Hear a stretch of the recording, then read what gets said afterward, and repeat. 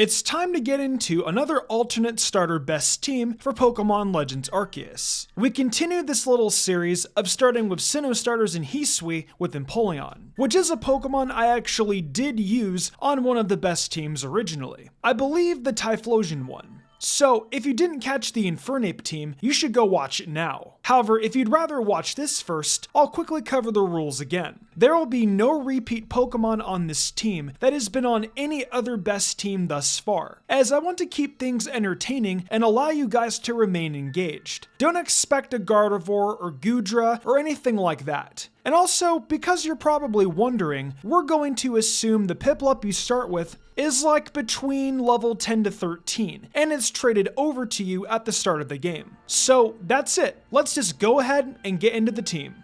We're gonna get kicked off with the starter of the team today, the Great Empoleon. This Water Steel type is bringing a nice amount of power to this team, as it is one of the better water options in the game. It's of course not as good as Samurott, but having the next best thing isn't a bad designation. Piplup will be an Empoleon by level 36, with a little stop off at Prinplup in between. And when it's in that final form, it'll have 111 special attack and 101 special defense, making it a clear-cut special Pokemon. I suppose that's really all we have to go over with this one since it's our starter. So let's get into the interesting moveset. Alrighty, the move pool for Empoleon is Hydro Pump, Ice Beam, and Flash Cannon. Hydro Pump is the best water type move on the special end that it can get. You of course want to run Ice Beam for the sake of coverage, and Flash Cannon is quite necessary as a stab move. So of course, those are only 3 moves here, and the 4th can be whatever best fits your playthrough. It'll more than likely have to be a physical move, so it won't be nearly as strong as it could be.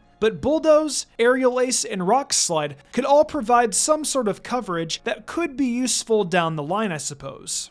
Well, since we're continuing to use new Pokemon for these teams instead of allowing for any repeats, I decided to go with Luxray as a nice physical attacking coverage option for this team. I've spoken about Luxray in the past and called it the best electric type in this game, but I'm not huge on this typing in general. It's not as good here as it is in other regions, but with that being said, if you're an electric type with great coverage like Luxray is, there is a spot for you on the team. The best part about Luxray, quite frankly, is it alongside Starly and Bidoof are basically the first Pokemon you come across in Arceus, just like in the 4th gen games. When you've got Shinx, it'll be a Luxray by level 30, which won't take long to get at all. Its premise stat is 120 attack, which is a great alternative to Empoleon's special tendencies. So now that we're through that, time to peep the moves.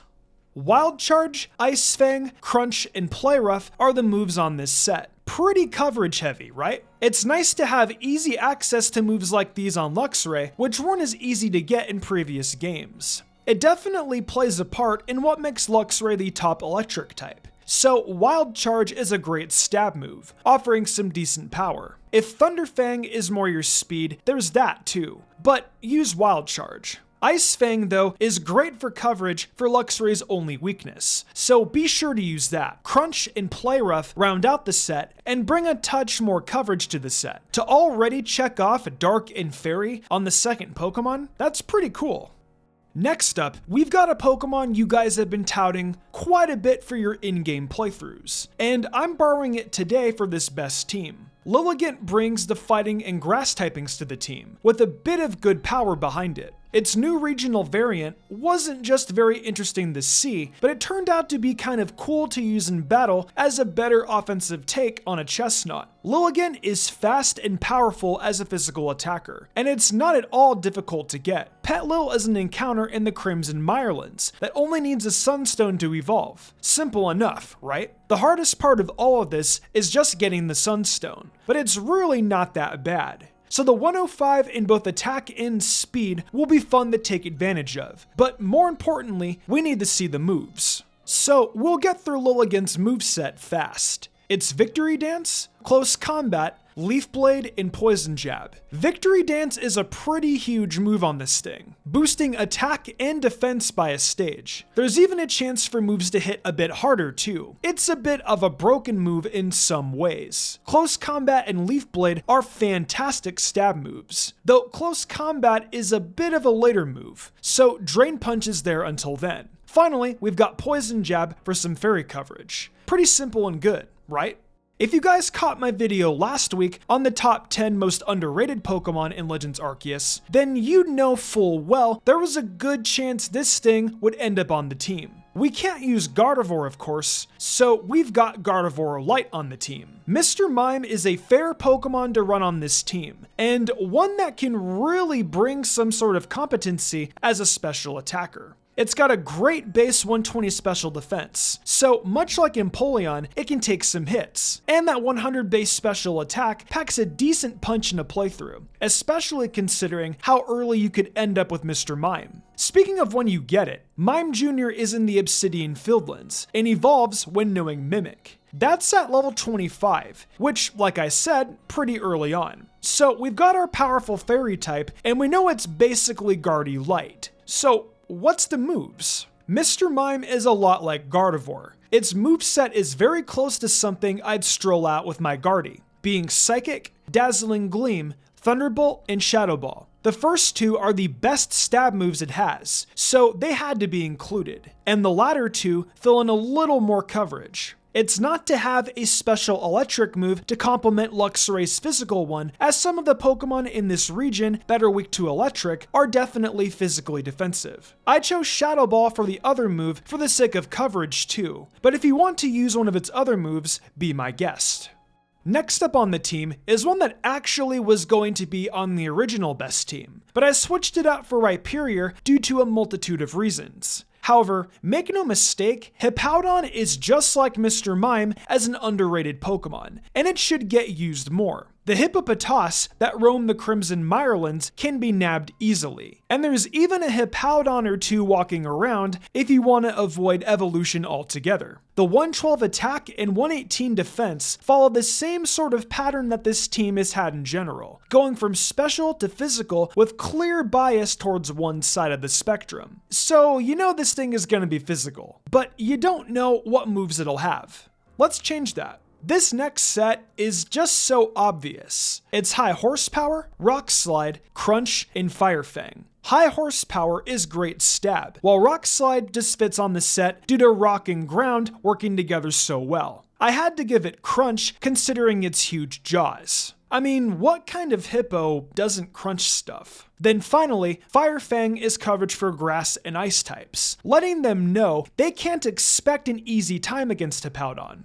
We'll close this team out with one more physical attacker. Since I decided to throw Fire Fang on Hippowdon, I realized it would probably be best to actually have a fire type on the team. That led me to land on Hisui and Arcanine, a truly awesome new Pokemon introduced in this game. Arcanine is probably the latest inclusion on this team. You can find Growlithe in the Cobalt Coastlands. Just gotta walk up to the Veilstone Cape and you'll catch one. It's gotta be evolved with the Firestone, and you already know the song and dance when it comes to getting one. Arcanine is strong, and adding the rock typing to its equation made it even stronger. The last moveset of the day is Fleur Blitz, Stone Edge, Aerial Ace, and Outrage. Raging Fury is an option aside from Fleur Blitz, but I just preferred this stronger move instead. Stone Edge is a great rock type move with Rockslide as an alternate, and then Aerial Ace provides much needed flying type coverage. And Outrage is just here because I like the idea of a dragon move on the set. Feel free to change it if you want.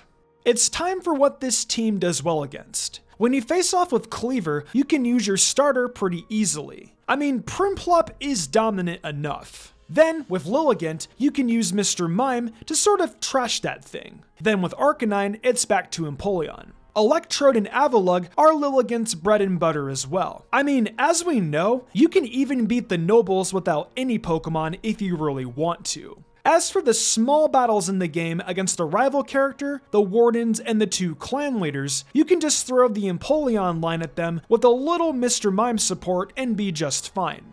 Now, when you battle the Misfortune Sisters, you'll have Arcanine handle Abomasnow, and then Mr. Mime can handle Toxicroak. Though you'll want to be just a little careful, I suppose. As for Gengar and Rhydon, just work with Empoleon to take them both out. But if Gengar gives you trouble, turn the Luxray. The battle with Benny remains a small challenge, but his Gallade and Gardevoir can both be handled with a Ghost-type move, which Mr. Mime has got covered for you. As for his other two Pokemon, they can also be handled by Mr. Mime if all goes according to plan. Then for Komodo, you can use Empoleon, Luxray, and Lilligant to shut him down with relative ease. That Snorlax will not enjoy being smacked up with the close combat, I can assure you. Though we now get to Volo, who is of course the only challenge in this game. His team, which Cynthia obviously plagiarized, is annoying, and will take an all-hands-on-deck approach. You lead with Mr. Mime or Luxray so you can get fairy damage on Spiritomb. I'd perhaps suggest Luxray so you don't have to worry about a ghost move. Then you can just let Arcanine take on Lucario and Roserade, though you might need support from Lilligant for Lucario if things go south. Empoleon and Hippowdon can work together to defeat Garchomp if its ground move proves too much for your starter. And then Arcanine and Togekiss are relatively easy for Empoleon to handle on its own. When you take on the two stages of Giratina, it'll be best for you to lean into Ice-type moves and getting off whatever damage you can with Mr. Mime. It's going to be tough, and you may find yourself wanting to change up moves from what I offered. I wouldn't blame you if you did, as taking on Volo is just such a difficult matchup. However, once you've overcome him, you've effectively won your Hisuian journey from a battling standpoint. That's it, another best team in the books. This time, knocking Empoleon out of the park. We've got just one more to do before I can say we're probably done with Legends Arceus best teams. And that's of course the one for Torterra. Keep it locked and loaded as we present another all-new best team next time. And as always, thanks so much for watching. Hey guys, thank you for enjoying another Mystic Umbreon video. It's exciting times for the Pokemon franchise, and I look forward to the coming months where it just keeps getting better. If you guys are wanting some more bite-sized Mystic Umbreon content, please check out my TikTok, where I upload daily, as well as the Mystic Umbreon Shorts channel. If y'all enjoyed the video and want to see more content like this, be sure to leave a like, subscribe, and hit that notification bell. Be sure to leave a comment too, it really helps us out. I think it's time to wrap this up though. I'm Mystic Umbreon, and I'll see you next time with some more amazing Pokemon content.